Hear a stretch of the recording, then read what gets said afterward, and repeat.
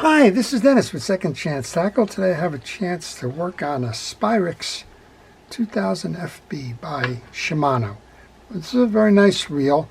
One of the things that's interesting about this reel is that it has that easy cast release for the bail, but does not have the rear drag assembly. It has a top drag assembly. That's a little bit unusual. Most of the quick fire or easy cast releases rely on that bottom bail, bottom drag, but this one's a little bit different, so I thought we would do this one.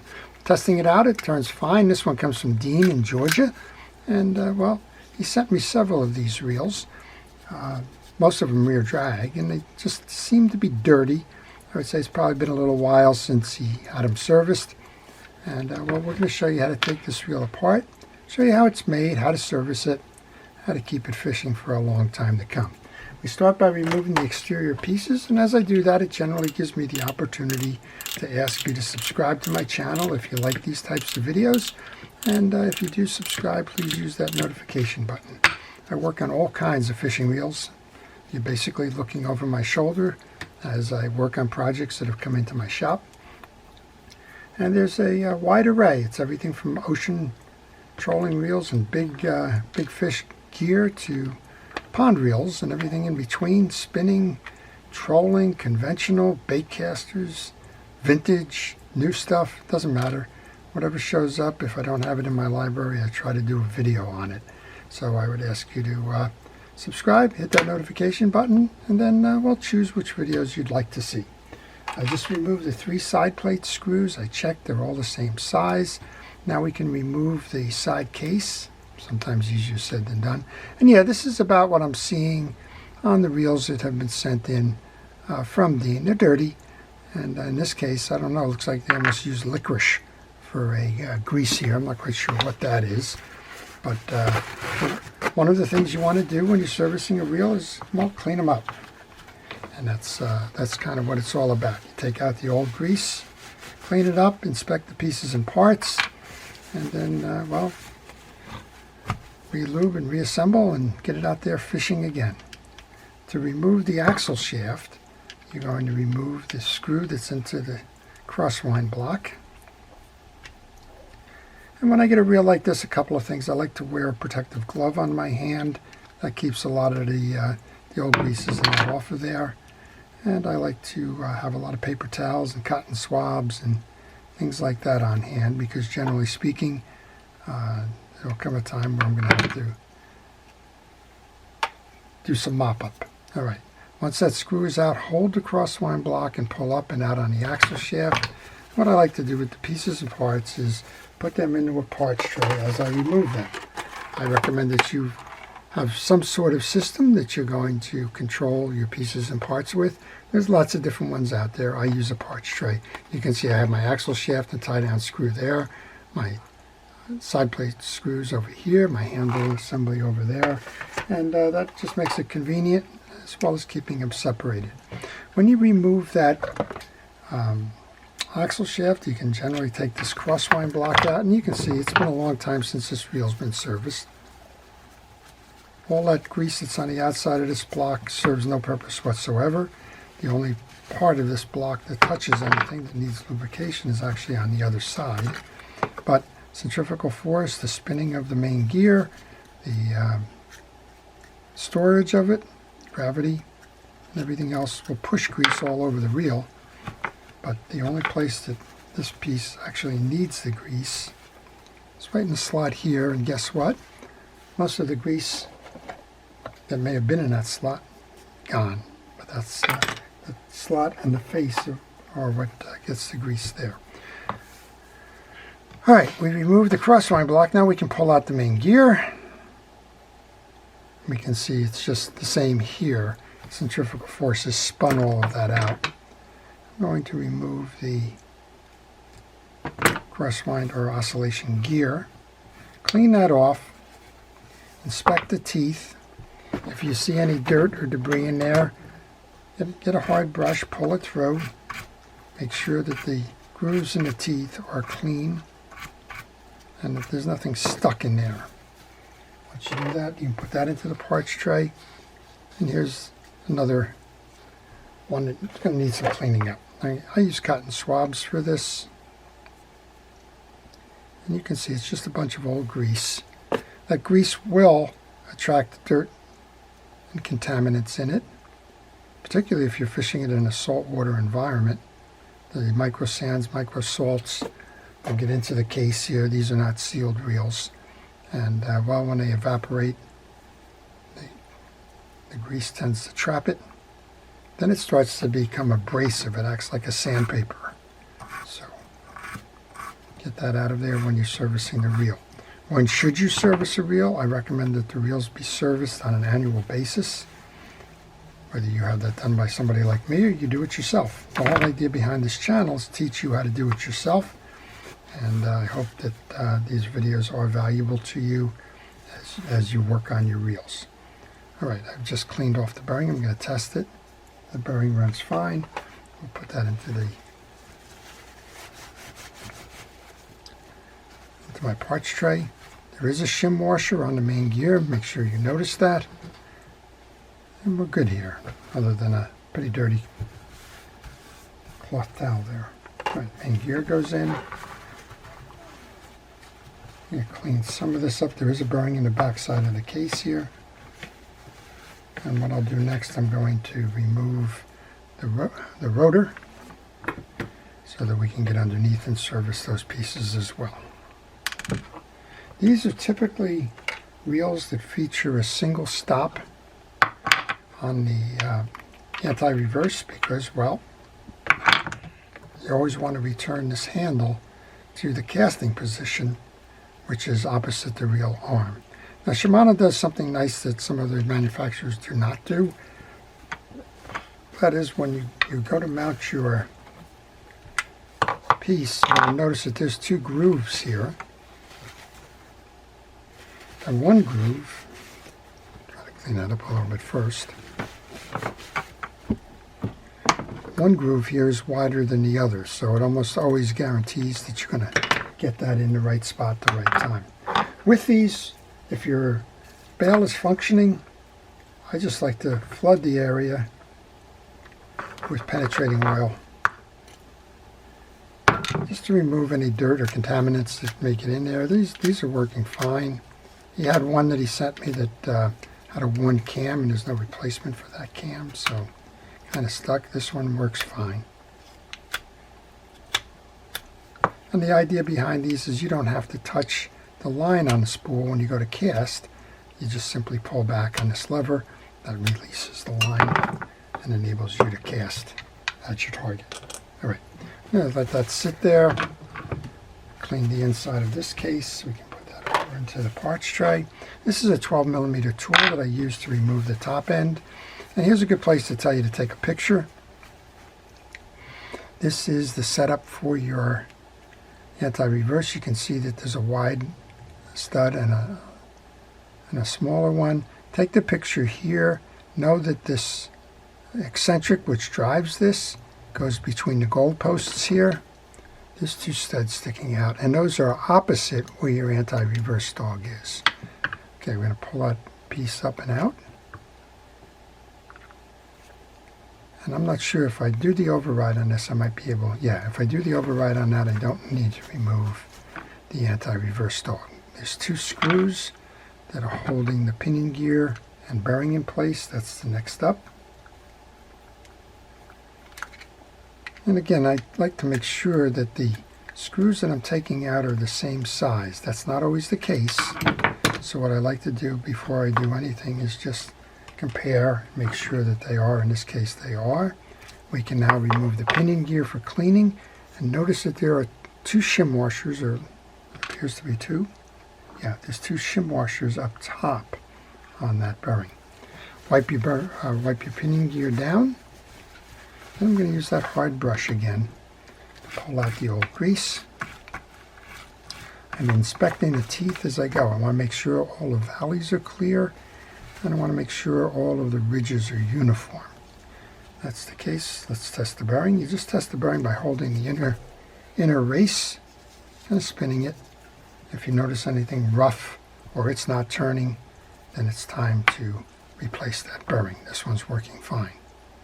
Oilless, this is a shielded but not sealed bearing. Make sure you put those two washers right back on. That's why I left them on the table and they didn't go into my parts bin. And you want to make sure that you add the grease through the pinion gear. Whatever that grease was, I don't believe that grease was fishing reel grease. So make sure when you service your reels you use the fishing reel grease. This grease is Penn Precision Reel Grease, and that's the one that I use most of the time. All right, we can wipe a little bit of this, a little bit of dirt here. Just get that off. Drop of oil onto where your anti-reverse dog is going to travel. We'll bring our pinion gear and assembly in. And there's a spot below. Oops, that was an oops. Let's clean that out there. I didn't get into the case. So I'm going to run a cotton swab. And you can see why the cotton swabs work so well. You get into all those little areas that you can't reach with a paper towel. Okay. Tested the bearing on the back, oil that one. I will bring the pinion gear in, seat that into that hole, seat our gear down, and then these two screws are used as the collar to hold that bearing in place. They have a little wider washer type attachment to the head of the screw. Put those two in next.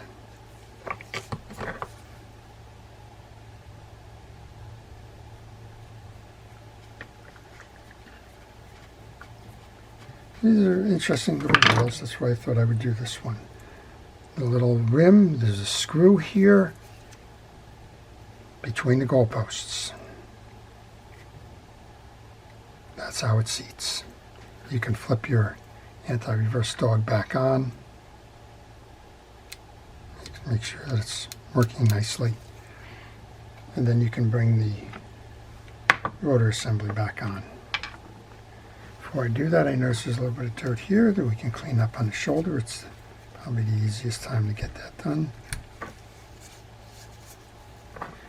And while I'm doing this, I want to encourage you, if you have any questions, leave those questions in the comment section, and I will try to answer those. Generally speaking, I try to answer those first thing in the morning, and that was an example right there how those two different studs work. It didn't seat all the way in. I had to turn it 180 degrees, get the wider stud into the proper location on that rotor. All right, now I'll tighten this down by hand, make sure that it threads evenly and correctly, and we'll finish the tightening with the 12mm socket. In this case, you don't have a deep lip on this, so you could, if you like, use an open-end wrench. Spin it now. Make sure it spins free and easy before you do anything else. And then we have the screw that's going to hold that rotor nut from slipping. So go ahead and put that on.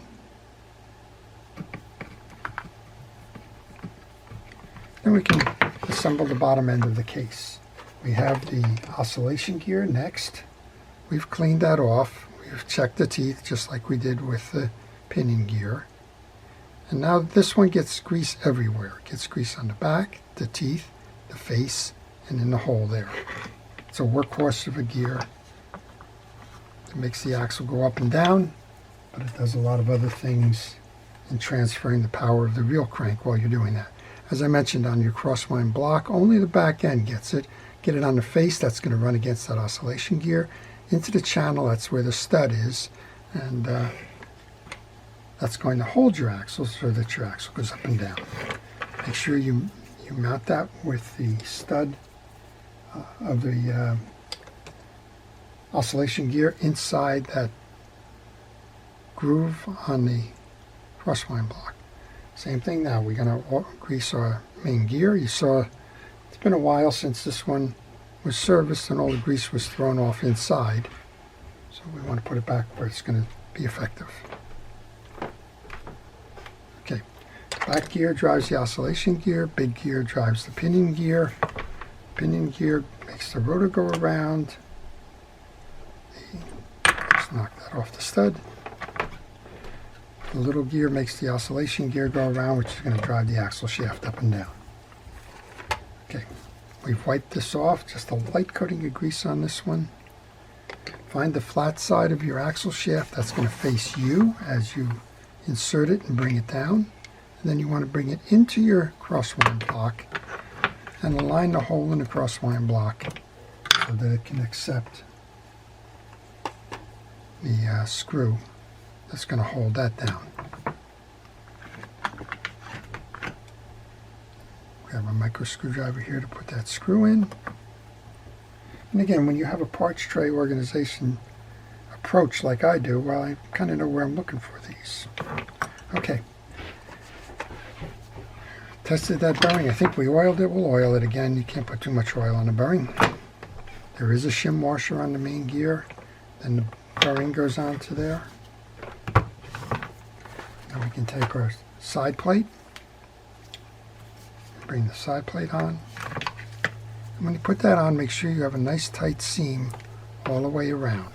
If it's binding somewhere, if it's not tight, stop. Go back, recheck your work. See what might be causing it to not snap into place easily. The three side plate screws are all the same, so it doesn't matter what location you put those in.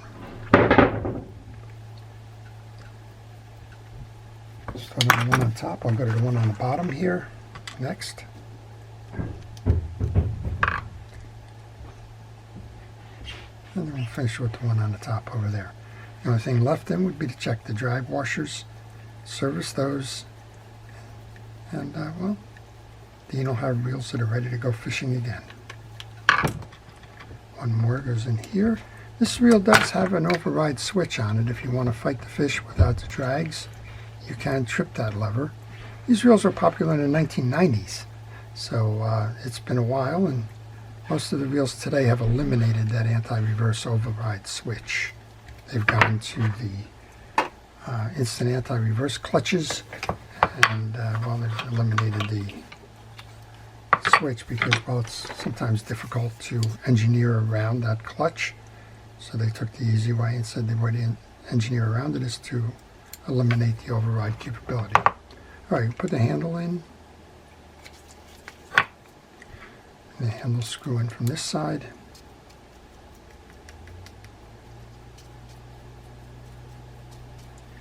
And then let's service the drags. The drags are pretty deep in this spool. It's probably time to get rid of that one. There's a pentagon or 5-sided clip that's holding these in place. Find a screwdriver or a pick or something to pull out and up on that clip to remove that from the channel. Be careful, it's a spring clip, it will shoot on you. That's the clip we're referring to. Once you have that, use a pick or something else to pull these out. These are a series of 1. So we don't have a lot of max drag in this, but you wouldn't expect it. This is pretty much a pond reel.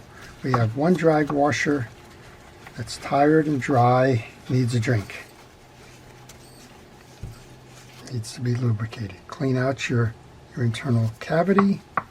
This is a felt washer. Felt washers need to stay oiled or greased so that they don't tear. So soak that down good with the oil.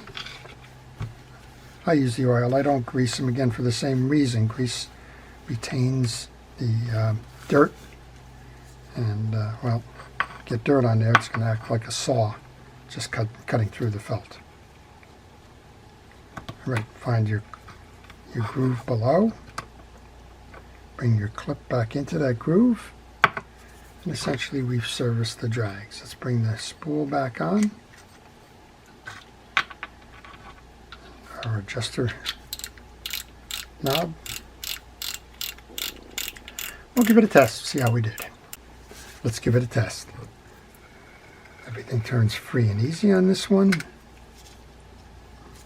Tighten it down, make sure your drag is holding. Then we back that off so that it doesn't squeeze out the oils you just put there. Give it a spin. Let's test the bail. I know I'm using my thumb here. My finger doesn't have a lot of strength in it. But there you go. So that's it. That's how you take apart and service the Shimano Spirex 2000 FB. It's a nice reel, been around a long time and still has a lot of fishing left in it. I hope you've enjoyed that. This is Dennis with Second Chance Tackle, thanking everybody for watching and wishing everyone a great day. Please take care.